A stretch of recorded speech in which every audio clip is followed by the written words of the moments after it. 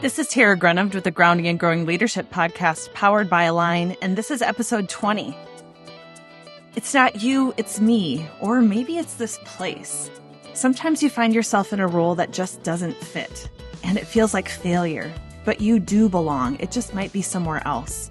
Knowing your strengths is paramount to learning where you belong, and in today's episode, Pamela and I explore the ways that we wrestle with a sense of belonging at work and what are our options. As over 50% of our workforce are actively seeking to make a career change, this is a really important discussion, and we hope you enjoy.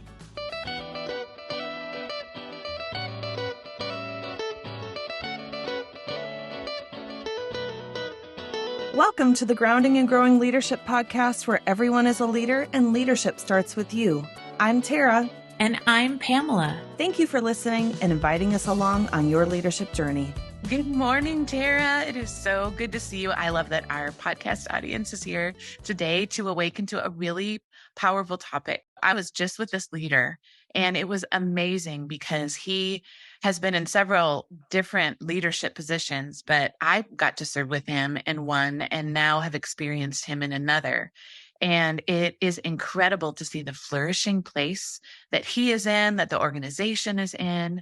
And I just know, as I observed him and was able to speak to him afterward, like there is a difference in having a good fit in a culture of where you belong. And to see that the people flourish, that he is flourishing, my heart was just rejoicing because all the gifts were being used. And I know he brought all the gifts to his last organization, but it was a culture that would only allow so many of them. And now he's in a place where he's using all the gifts and everybody's flourishing because of it. And I love that we're talking on this today because I have seen how so many people add value and then have that value added to them because we are in the right place. This is such an important topic today. It is. So Align's mission is for people to feel seen, heard, and valued. And our greatest opportunity to feel seen, heard, and valued at work is through leaders and through our leadership. And there are a lot of people who are hurt or hurting or isolated or lonely or feel unseen at work. And sometimes that's our own work to do. Sometimes it has to do with the organization. Sometimes it has to do with we aren't in the right place. And we do have, Align does have a career and transition coach. She's going to be on next week. So we're excited for you to hear from Laura. But we really wanted to talk today about the differences between belonging, fitting in, what our responsibility is as individuals to navigate that. And then what are some options we have when things just aren't working within the culture for us. And to your point with that, leaders, I've seen leaders within certain cultures absolutely thrive and create amazing teams. And I've seen leaders go to a different organization and really struggle. And it all has to do with culture and how we are navigating that culture. And it can be challenging. Really challenging. And that it's hard. Sometimes we can question our identity. We can feel like it's a failure instead of not being a fit. And so then that can be an old shame message or a shame message that comes forward. It can link to other things. I'm just so grateful today that for many of us that we are exploring so many options with this particular topic. First of all, let's just say with a period at the end. You do belong. There is a unique space that as we're going to unpack strengths today, and as we come from a place of recognizing that we each believe that every human has been created for a purpose, and that purpose is to make an impact on the world. And what our job is, and our curiosity is, and our exploration is, and I'm going to say adventure, is to find where that fit is. And it's not everywhere. I even think of like the food that we eat, Tara. We love different things.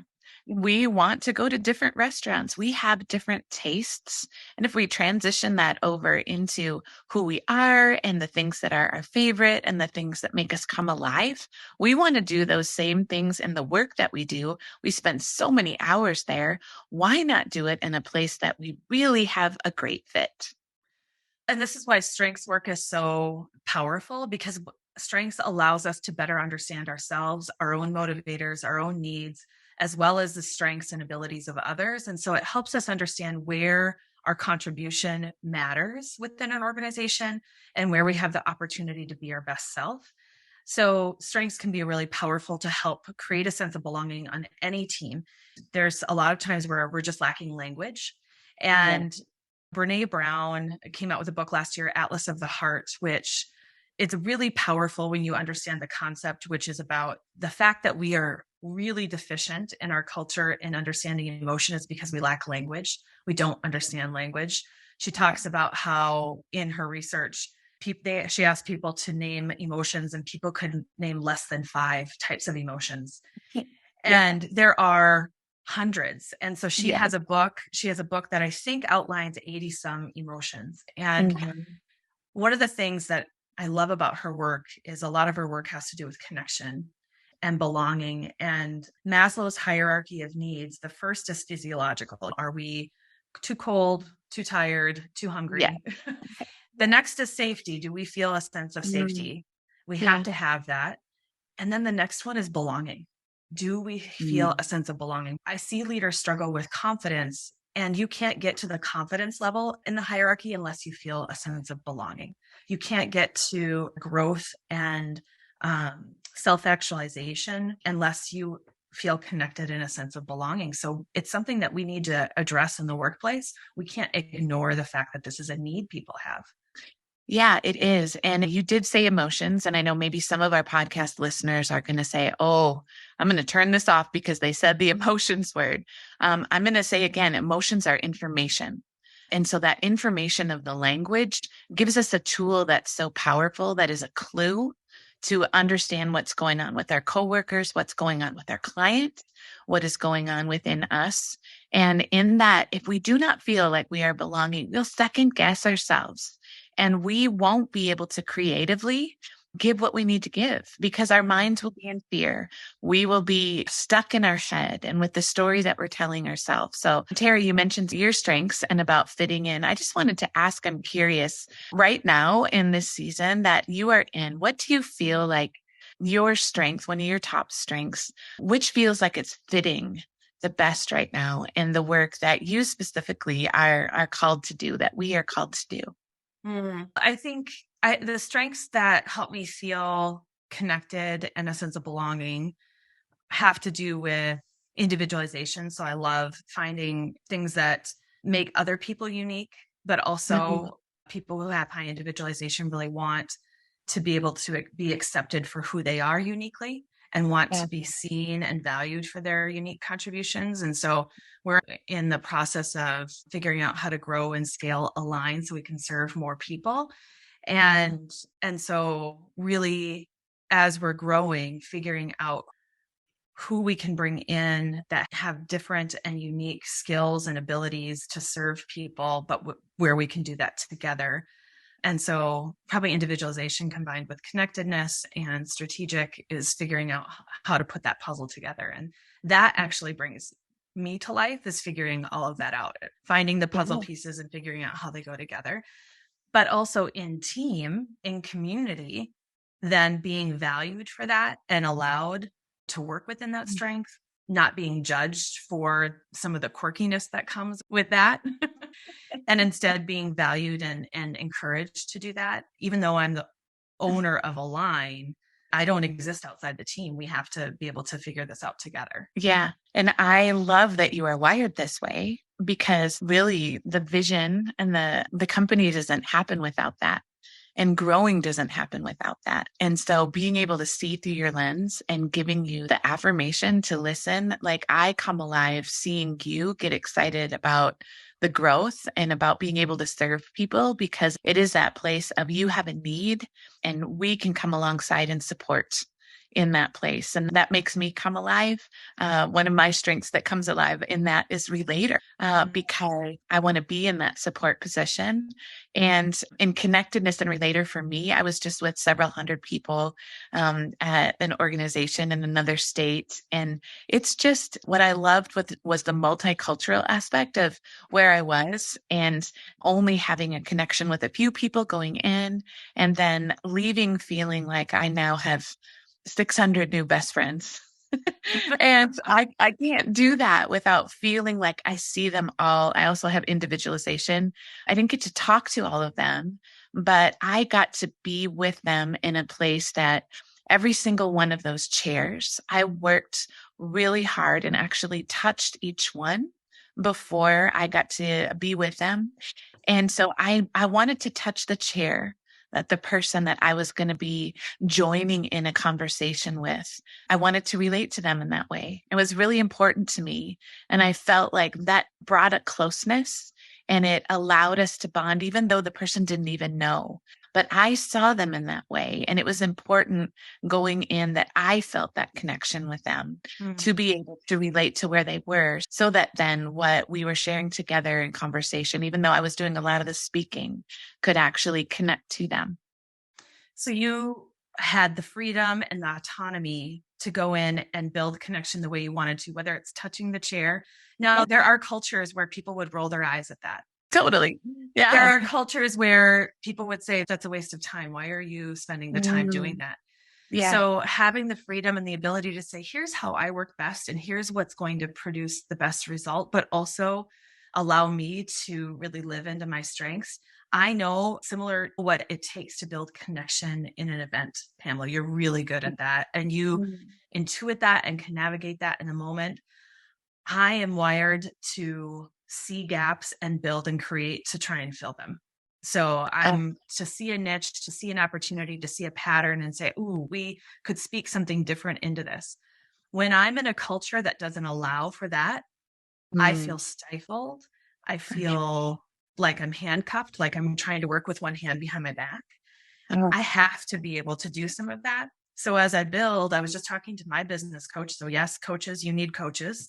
Just talking to my business coach about this, like it's an area of frustration as a business owner. I really enjoy building, but if you're always building, you aren't sustaining if you're always creating something new.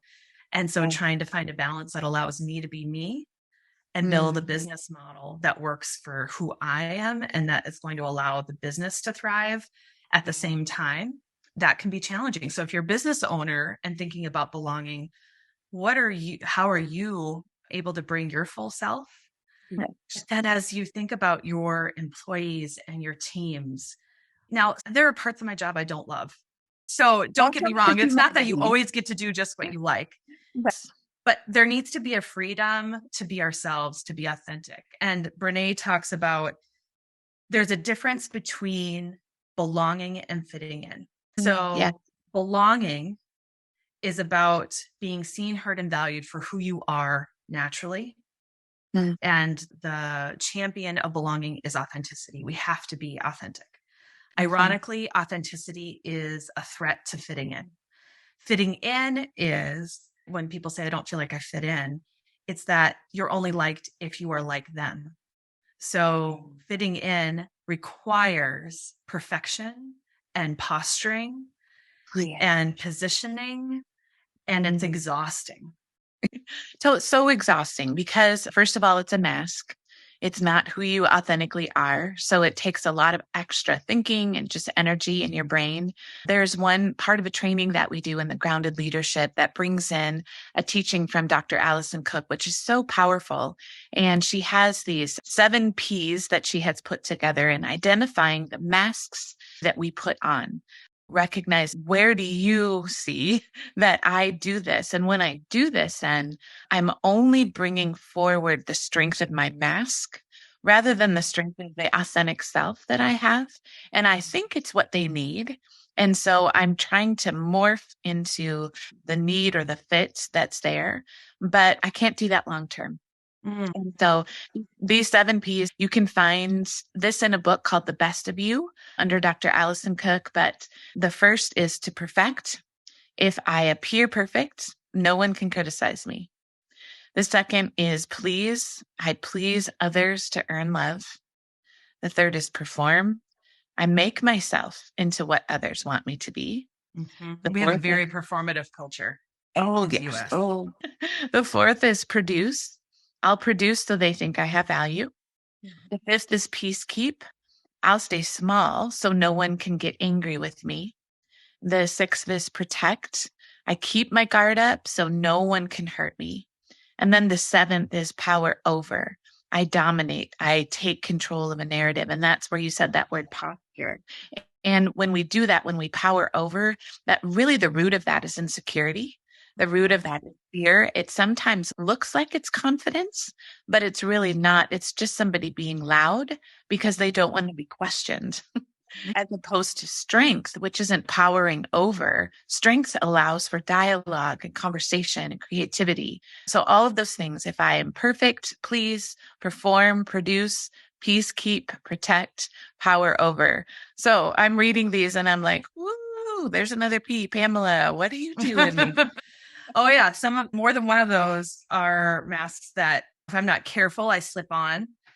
Yes. And in my past lived in, Mhm. in past careers lived in. I came out of a corporate culture where I went in and quickly realized I would need to wear masks to survive and became someone I didn't even recognize in some ways.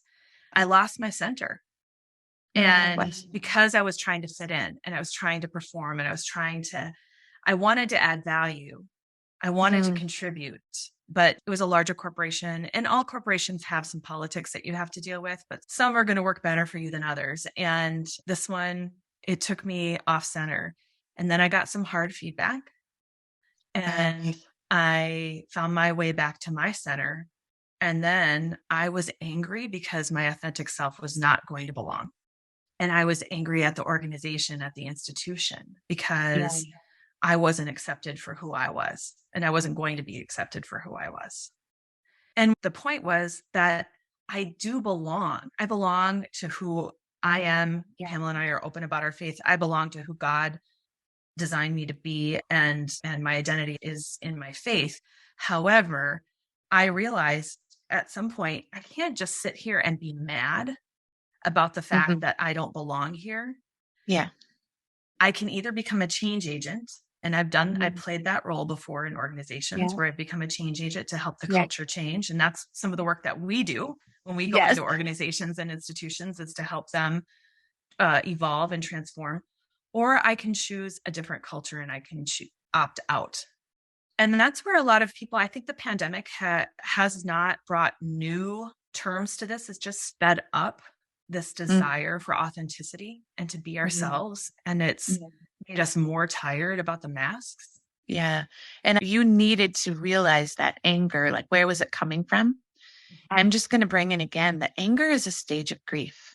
When you said, I then realized that who I am authentically and the strengths that I bring to the table isn't received here.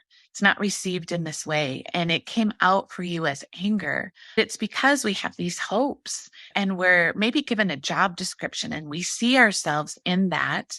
But the person who's over us or a culture that was created, that looks a different way for them. It doesn't look how we bring it, how we bring those gifts and how we put them together. Again, our strengths in order are the power of finding out what leadership lane that we really move in well, where we don't have to think. We lead because it's what we can't not do, except if we're called to be someone different, if we're called to speak a different language or shut down what we can't not do, then that anger rises up. And it's because it's Rejection. Yes, thank you for saying rejection. When you realize it, that rejection can be protection because then you're released to go to where you do belong. And when you can take a deep breath, evaluate and realize that, all right, I need to go to an organization that there is going to be an opportunity to thrive. Then rejection moves to being released. And then it becomes empowered. And then it becomes an invitation. This rejection is an invitation to go where I do belong. There's two really important things I think that came up as you were just speaking, Pamela. And I mentioned this in my path, but I see this with a lot of people. Sometimes there's feedback you do need to listen to. Sometimes there's some emotional maturity that you need to seek. Sometimes there's some growth. So we have strengths, but I want to remind everyone, your strengths are on a continuum from raw to mature. And if you're showing up raw in your strengths, you're not going to feel belonging anywhere. Yes. Because you're going to alienate yourself in that rawness, in that immaturity. And if we're honest with ourselves, any of us on any given day has Yes. some strengths that are showing up raw. But are you aware and are you working on it? Are Mm. you aware and are you growing? And we just at the Grounding and Growing Leadership Podcast, but also at Align, we believe we have a responsibility to do our own work, right? Oh, oh, yeah. I would just want to speak quickly into what you just said, because in that rawness, then we will make mistakes. We will show up defensive. We will blame others. We can come here and say, this is all them. If we're seeing it through that place of rawness rather than that invitation to actually grow within our strengths. And whether it is our immaturity or whether it truly is not being a good fit, we can take on those shame stories. And no matter where we go, that shame will come with us. We can't run away from it.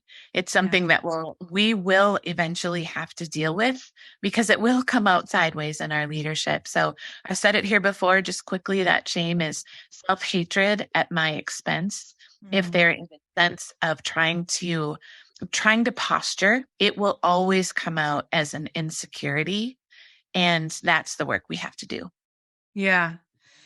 So when we're coaching people through career and transition, and Pamela and I both do some of that coaching, but like I said, we have Laura Hammond, who's going to be our guest next week, who specializes in this. Yeah. There is an opportunity with every career and transition coaching client to really dig a little deeper and ask ourselves, are there some patterns in our career? Are there some patterns that we can see that maybe have to do with how we're showing up? And do we have some work to do? And we've all three of us have coached people who choose to stay once they've done their work, because they realize that how they're showing up has been part of the challenge. Now, that is not every case. So I just want to recap. I think there's three choices we have when we feel like we don't belong. One is to do that self-reflection and grow our own awareness and maybe seek some feedback and really find out if there's something we could be doing differently. Yeah. Two can be, you might be able to be a change agent. There's some things that we could talk about in a different podcast about what are some green flags to like that being a change agent is going to work and is possible for an organization, and which ones are going to just be depleting in the and it's different to be a change agent within an organization, in the culture, as opposed to bringing someone like us in to help be that change agent. That's a different role. It's a different challenge. It is. And it does have a lot to do with leadership buy-in. So goes the leader, so goes the organization. But the third choice is to leave and to choose to go somewhere else. The work you have to do when you leave, though, that we really encourage you to do, is to get really clear about your own strengths, your own abilities, and the ecosystem in which you know you'll thrive, and then how to look for it. And that's the piece that we find a lot of people skipping over. I'm just going to escape from this pot and jump into another one. Where maybe the water's not quite as hot.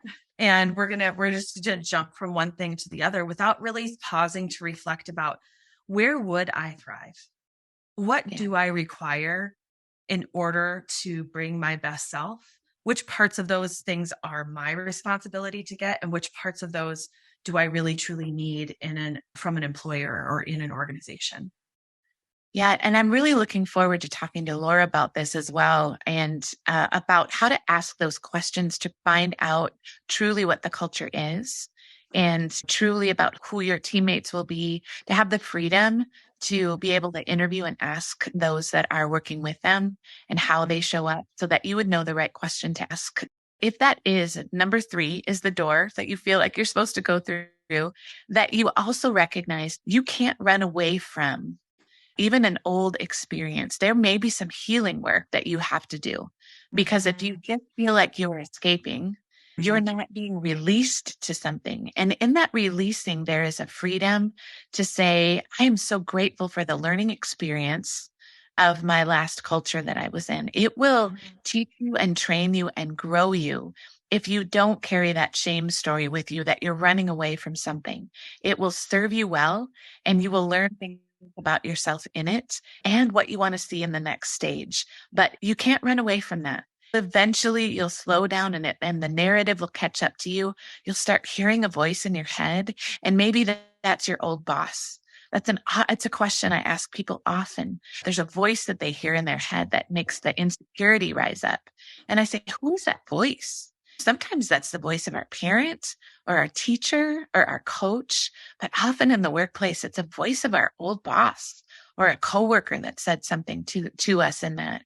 So again, we have to make sure that in this, that it's growing us and training us if we choose option number 3, so that we can be released to thrive in the next culture that we're in.